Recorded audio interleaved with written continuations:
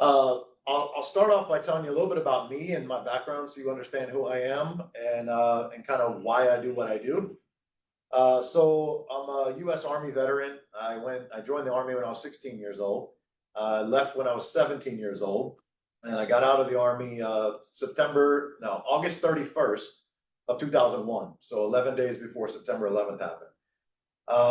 When September 11th happened, I was in my first civilian job, doing orientation, filling out paperwork, watching planes go through the building, and knowing that it was about to go down. Right. So I started a career in the restaurant industry. In the military, I was food service. So I joined Olive Garden, is where I first started. Jumped on as a server, a cook, did all the grunt work, became a manager, general manager, managing partner. And then eventually I joined forces with Chili's, Brinker International, became a director of operations for them for 8 years. I moved to Memphis, Tennessee, and ran restaurants in both Tennessee and Mississippi. Cheddar's Scratch Kitchen came knocking on my door. I had the opportunity to become a troubleshooting director. So I was telling the young lady Ashley in the room here that basically like bar rescue, but for corporate restaurants, where I had to determine, are we going to shut this thing down? Are we going to keep it open? And if we were, what's the war plan and who do I need and what resources? So a lot of development happened throughout that time. I've been through a lot of experiences, a lot of dealing with very diverse people, both inside the restaurant, outside of the restaurant industry. Ultimately, I ended up as a senior director of culinary operations for Cheddar's. So I ran all of the kitchens for them. So if any of you have been there since the days that they got free croissants when you walk in, that was me. That was bringing proofing machines and thinking out all the systems and operations on how to make that happen. And then COVID happened and I got furloughed, and for the first time in my career had to stop and slow down and sit on a couch and process my life. And when that happened, really the question that I had was, I have two daughters. Let me start by saying that I have a 25-year-old daughter that's getting married here in 3 weeks. And I have a 5-year-old daughter that just started kindergarten. And when COVID happened, my wife was pregnant with my daughter, and I really got a chance to reflect on the type of person that I was and who I want to be and what I've done in my life. And what I realized was the belief that I wanted my family to have was that I was jumping through all these hurdles and dangling carrots and climbing ladders to create a better life for them. But ultimately, I was absent. I was gone 80 hours a week. When I was home, I wasn't really home. I was on call. I was checking in on voicemails and emails. And COVID is, I give it credit for making me actually think about, how do I take everything I've been through in my life and apply it towards an industry to where family can be my number one focus and quality of life could be my number one focus. And I made a commitment to myself to stop chasing money and start chasing happiness and quality of life. And so I reached out to a buddy of mine that I went to high school with. He was the CEO of a real estate industry. I did not reach out to him to get into real estate. I reached out to him because I used to rent out the back room of my restaurant to him to do networking meetings. And I figured this guy knows everybody in Tampa. He does networking meetings. So I said, what can I do? Who can I meet where I can transfer my skill set and the experience that I've been through, keeping a good salary to where I can provide for my family, but also maintaining the quality of life that I desire. And he said, come to me. He said, come be a consultant. He had 4 companies. All real estate related, acquisitions company, a lending company, a brokerage, and a property management company. And he had a leader of each one of those 4, and each one of those 4 grew up in the industry, knew nothing outside of the industry, knew nothing about managing people, how to scale a business, how to align a team, how to implement a culture, how to prevent turnover and promote retention. And so that was my job, was to come in and start working with them all on that. Throughout that journey, it was very apparent very fast that property management is where needed the most love. It was 80 properties in the portfolio. Out of the 80, 30 of them were actually in a system. 50 of them were done with a handshake. 40 something of them were actually making them lose profits, not gain profits. There was just no processes, no thoughts, no system, no culture. So that was my challenge. And ultimately the gentleman in the property management seat gracefully said, I'm not interested in going down this route. And the CEO said, well, you found the problems, so congrats, you get to fix them. And I became a property manager. So early 2021, I became a property manager. I managed the portfolio until 2023. I got promoted to COO. I now oversee all 4 of those companies. I'm very much in tune with the property management side still. I built it, it's my baby. And I bought an equity share, so I'm now part owner of all 4 of those companies. So that's my journey. That's how I got where I am. And ultimately, the reason I'm talking to you all today, I'm in a BNI with Annie O'Sullivan, and I'm in the BNI group with her, and she gave me the amazing opportunity to get in front of you and talk about the benefits of having a connection with a property manager and how we can partner together, how we can grow our businesses together, and more importantly, how we can keep our clients at that ultimate level of satisfaction, right? Because sometimes property management might be your alternative of, hey, selling is just not right for them. But it also might be, man, I don't want to be just another guy or girl that sends a Christmas card and a birthday card hoping this person remembers me in a year. You can leverage me because I'm in front of them every single day, keeping that relationship alive and handing it back off as a warm lead versus, man, I hope they remember me a year later. So I want to talk to you about some of those benefits, but I wanted to give you a really quick introduction of who I am, why I do what I do. So today's focus is all about Graystone Property Management. Managing the property and maximizing the potential. That's what we try and do for our landlords. So jumping into our mission. Our mission is to be vested partners with landlords. We want to make rentals passive, painless, and profitable, right? These are landlords that we work with. We manage 260 properties today. Probably 40 to 50% of them are investors that do this for a living. That's what they do. They're lower income, medium income, blue collar towns, distressed properties, turned them into rentals. And the other 50% are people that maybe bought at the same time as I did. They have a great interest rate. They want to hold on to that interest rate. They want to rent it, make income off of it while they get relocated or while they upsize or downsize. So we're in everything from East Tampa and South St. Petersburg to West Chase. We're everywhere from gated communities, HOAs, to areas that you probably wouldn't want to go do inspections for me in. So that's where we manage. Majority of all of our portfolio is 4 units or smaller. We're not doing apartment complexes or any commercial. I am a stay in your lane kind of guy. I want to focus on long-term property management. I'm not interested in managing vacation rentals, corporate rentals. I stay in my lane. I do long-term rentals for investors or homeowners that want passive income as they rent out their property. Okay, so I'd love to tell you a little bit about how easy it is to work with me and how I can pay you and how I keep up with the commitments that I make. But rather than me telling you, I figured I'd put a couple testimonials of some agents that are not with Graystone. Very similar to you, they're with outside agents that use us as a referral and let you hear it from the horse's mouth. So with that, I'm going to kind of turn this over to a couple of those agents. Hi, my name is Michael Kernodle. I'm a agent with Coldwell Banker, South Tampa. I just want to give a quick review for Jay Michaelick and the property management team at Graystone Property Management. I've been working in real estate for over 5 years now as an agent, and also I'm an investor. Their property management team is phenomenal. Nothing but great reviews. As a realtor, I feel confident in referring my clients there. They always get a professional opinion. They get professional service. Communication is key with me and my clients, and they always pass the test every time. As a realtor, it's been great because not only have they gotten great service, but when they're ready to sell after they've completed their exit strategy, I always get a call back and say, hey, your client that you referred to me, they're ready to sell. Reach out to them or they connect us, and then that's repeat business, which is awesome. And as an investor, same thing. I had nothing but great experience with them, with my tenants. They took care of repairs. They always had a great amount of vendors that they work with, trusted vendors, I'll say that. And it's just been a great experience. So if you're thinking about using the property management team at Graystone, I would 100% vouch using them and Jay Michaelick. They're people of integrity, and they're going to do it professionally and make you look good as well. Thank you so much. Hello everyone, my name is Cassie. I'm a realtor with Realty One Group Sunshine.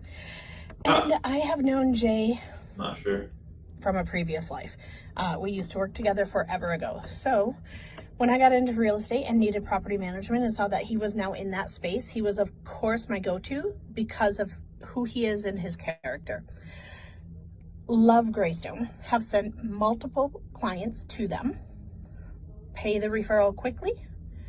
It's better than most referral companies, and they will give the client back to you when the client is ready to sell and not renting anymore.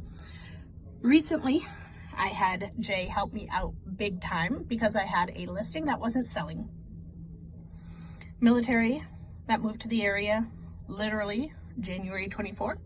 By January 25, had new orders, they were getting shipped out. So sometimes that happens with our military, but in that quick of a turnaround and in our market, we weren't able to get their home sold, and Jay helped us stop the bleeding and got a tenant in there quick.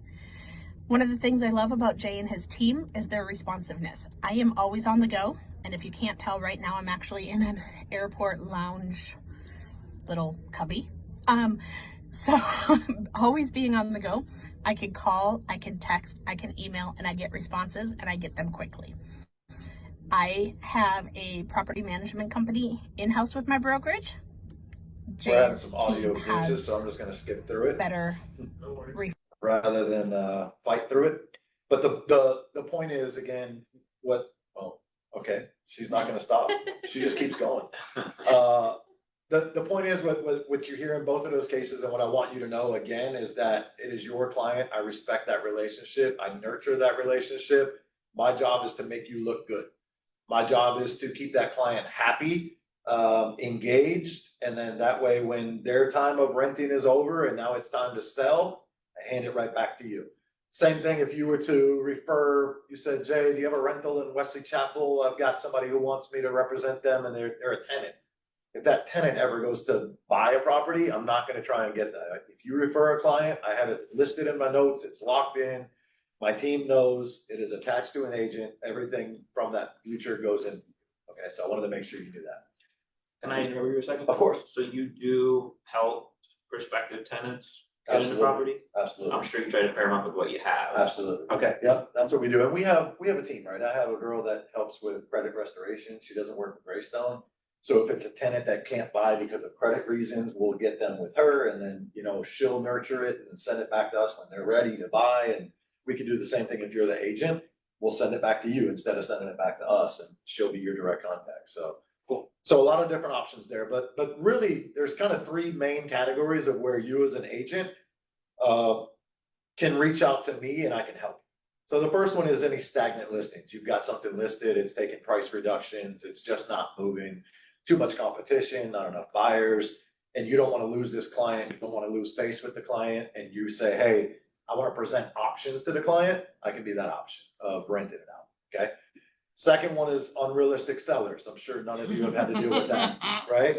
I deal with unrealistic landlords, and I'm a very transparent, blunt, set expectations guy right from the beginning. If somebody's a landlord that their property is going to rent, the market says $2,500, and they come to me and say, I won't take $1 less than $2,800. I tell them, good luck. I wish you the best. I'm not the guy for you. But sometimes there's unrealistic sellers, right? That maybe they want a price because they're so attached to their home, and they say, my home's better than everybody else's because I did this and that. And you get to the point where you're like, I'm never going to be able to make this person happy. Maybe it's passive income until the market can actually give them what they want for their property. So maybe it's turning it into a rental for a year or 2 years. And then the last one is investors that get stuck in limbo, right? You might be dealing with an investor that maybe they're trying to get you to list a flip for them. And they bought the property. Flipping is all about timing, right? It's about timing the market, and it's about buying it at the right time and then putting it in the right rehab and then trying to sell it at the right time. And sometimes investors make the wrong timing decisions, and therefore they might need some help converting that flip into a rental for a year before they can actually flip the rental instead of flipping the purchase. So those are some times where I can definitely come in and help you out. I want to tell you this story. This is the one that Cassie was telling you about in her testimonial. So this is a property in Riverview. This is a gentleman that's in the Marine Corps. In January, he got reassigned to Virginia. January 25th, she listed the property. She took multiple price reductions. This gentleman was paying for this home. It was a $3,200 mortgage, and including HOA. He's paying that and the new home that he lives in Virginia, all the way from January till June 12th of 2025, until she finally waved the flag and said, "Jay, I need your help. I cannot sell this property. I've done everything I can. Stop the bleeding." Again, I was very realistic with her. I told her this property will not rent for $3,200. He's not going to break even. I can stop the bleeding and get what it can get. And she talked to him and he said, "Yeah, let's do it." That was June 12th. June 13th, I was on the phone with him. That same day, I personally went to his property and did an inspection, took marketing photos. June 14th, it went on the market. And as you can see on this timeline here, by June 23rd, we had already had it marketed. It was syndicated to 50 websites. We already had tenants applied. We already screened the tenants. We already got a tenant approved. That tenant moved in June 27th and paid rent. The bleeding stopped in 14 days. So 6 months of, oh my God, what am I gonna do? 14 days of it's taken care of. So that's a scenario where I can help you is, again, if you have that listing that you're stuck with. So why partner with a property manager in general? So it's either to solve a pain point like we just talked about, whether that's temporary, permanent, whether it's just, hey, this person's unrealistic, I don't want to work with them, they're difficult to work with, take them off my hands, offer them a rental, or hey, until the market swings back, can you help me out and make this homeowner some passive income and keep my name in front of them? I can help you with that.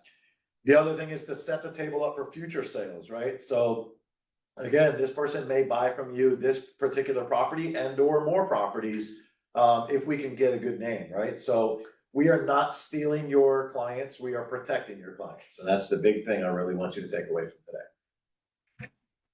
Like that. What makes a great referral? So any investors you have in your network would make a great referral for me. Anybody that you have that's coming up on an expired listing, or you have frustrated sellers, accidental landlords, maybe they inherited a home, somebody passed away through the probate, they ended up taking on a home that they don't want anything to do with. You can encourage them to make some money off of it if you can't sell it. Relocations, again, like the example I just gave you, this military gentleman. Anybody who maybe has a second home, out of town owners. A lot of our clients are not just out of town, they're out of state, they're out of the country. We have clients in Singapore, we have clients in Japan, we have clients in Israel that we manage their portfolios. I would tell you probably 30% of our landlords have never seen their properties.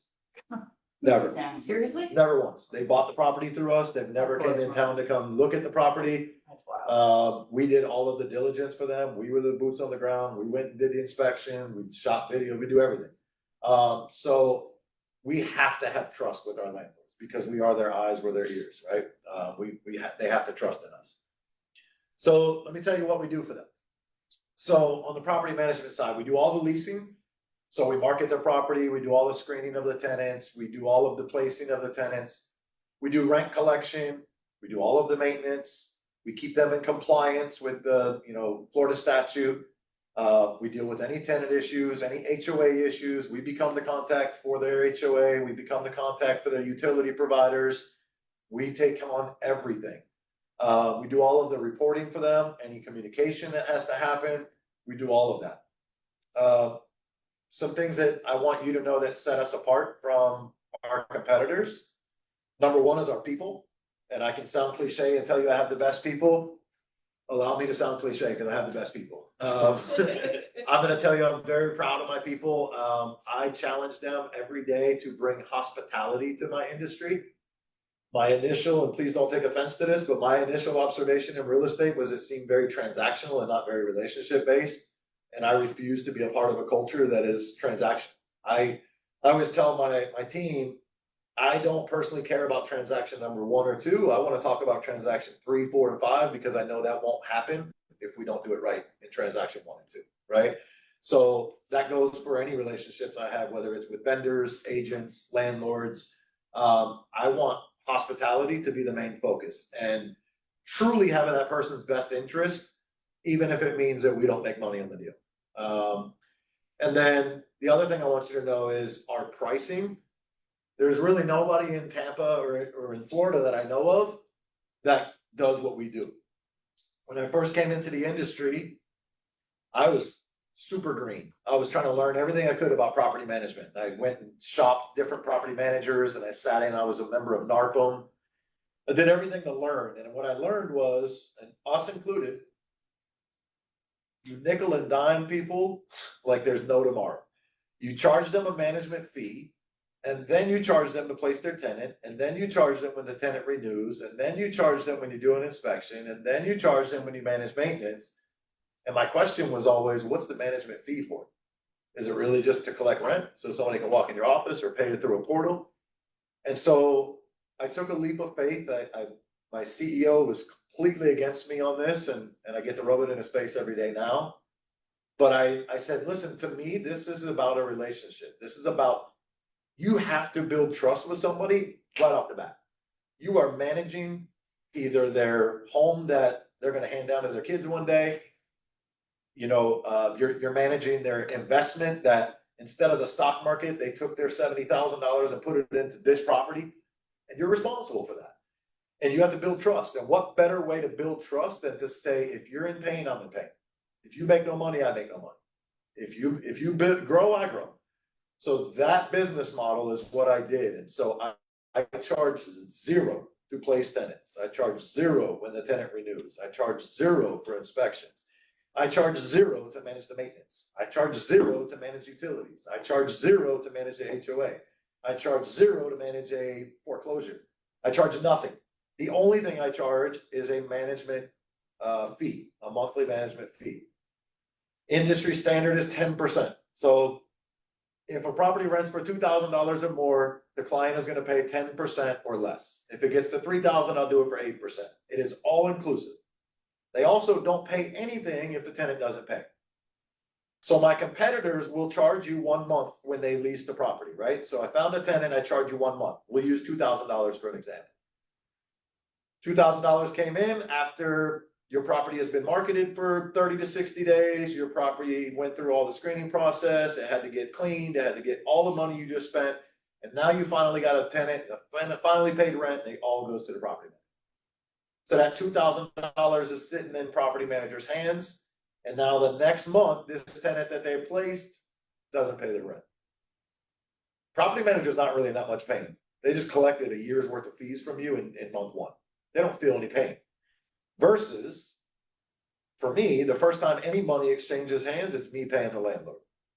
Because I connect with the landlord, I onboard the landlord, I go to the property, I do an inspection, spending 3 to 4 hours, myself or somebody on the team.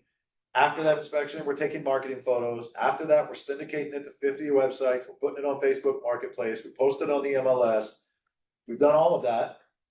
Now the applications start coming in. We're screening applications. We're calling every single lead that comes in. Screening applications could take a week, depending on how many places they've lived, how many jobs they have. And if you do your real due diligence, you're checking the court system for anything pending. Everything I just told you, we've made $0 while we've done it. Now we get a tenant, the tenant moves in, the tenant pays first month's rent. Now is when I keep 10%, I still send 90% of that. There's no other property managers out there doing that. And I do that because I want you to know that I have an equal, I am equally motivated to find a tenant that A, pays rent, and B, stays in the property because my future depends on it. I feel pain if they don't pay. So that's a different business model. And since that business model has been in effect in 2021, we went from 80 properties that really should have been probably 40 properties at that time. We're at 260 today. So those 260 properties are as far north as Jacksonville, Florida, as far south as Bradenton, Sarasota area, as far east as Orlando. We're in central, like Arcadia and Lake Placid. Probably 60 to 70% is here in the greater Tampa Bay area, Hillsborough, Pasco, Pinellas. We're open to going to other places as long as the portfolio is big enough. But again, I'm very focused on where I want to grow and how I want to grow. Not all business is good money, good business, and not all money is good money. So just to earn your business, if you said, Jay, will you take one in Port St. Lucie? My answer would say no. Jay, will you take 20 in Port St. Lucie? All day, every day.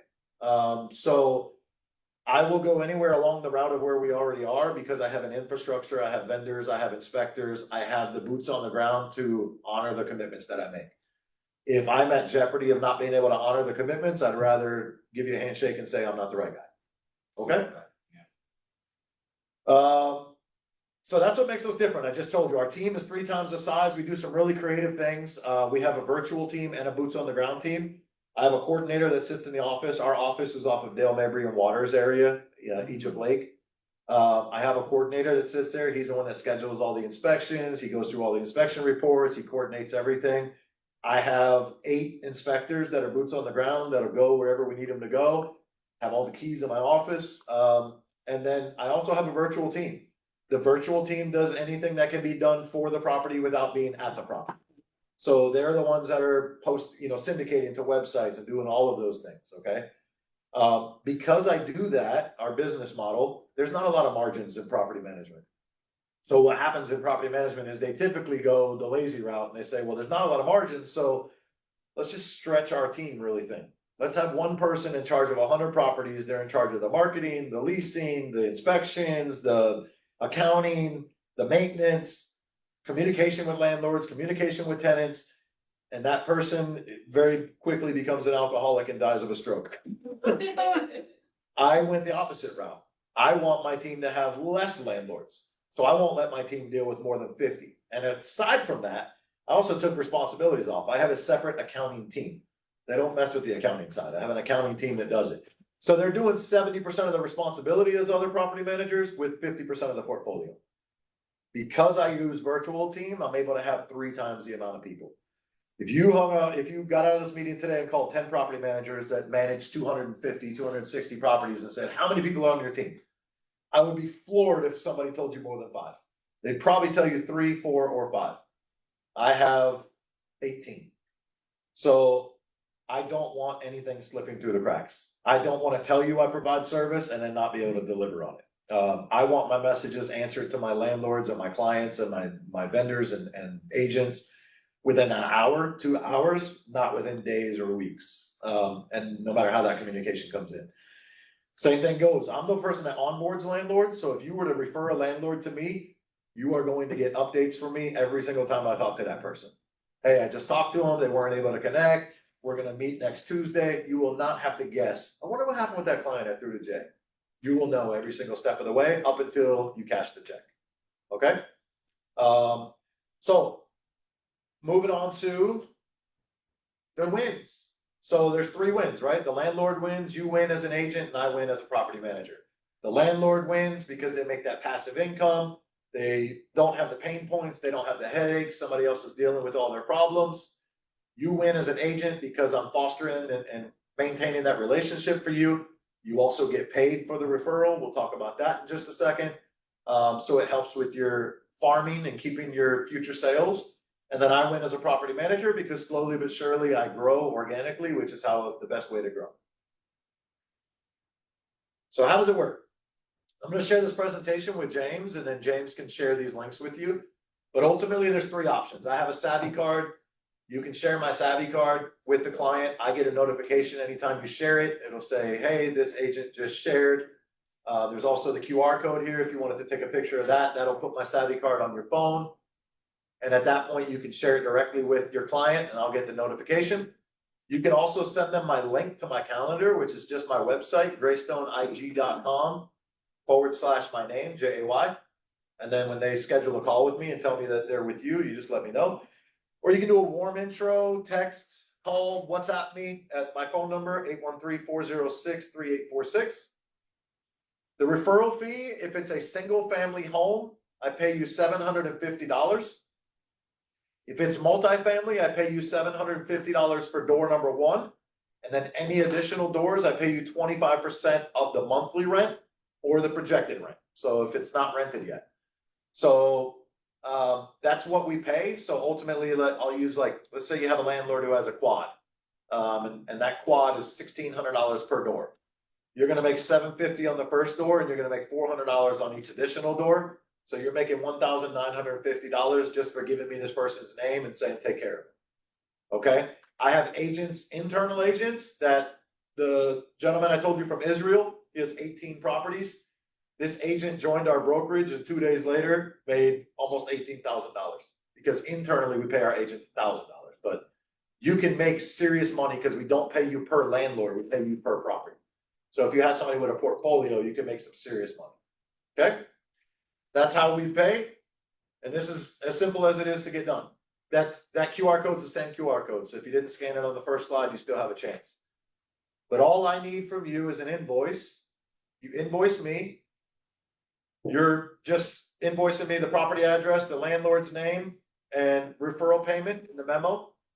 We do send the payment to the brokerage and not to the agent because you do have agreements with your brokers, and we don't skip out on your commitment there.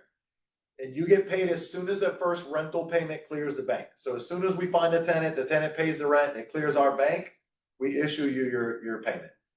There is an option to pay you as soon as we sign the agreement. So if you're in a rush and you need that money now, I'll get it to you. But you'll have to sign something saying if this person backs out, because again, I've done all the work and haven't made money, I prefer just to get that first rental payment so we know it's 100% and then I can pay you. It's more secure that way. And again, I'll be sending you updates. It says weekly updates, but really it could be more often. It's just anytime I talk to the client. Okay. So my mission here is to grow together. My mission is not to steal business. My mission is to partner up and grow your business while I'm growing my business and build relationships because you never know where they'll come.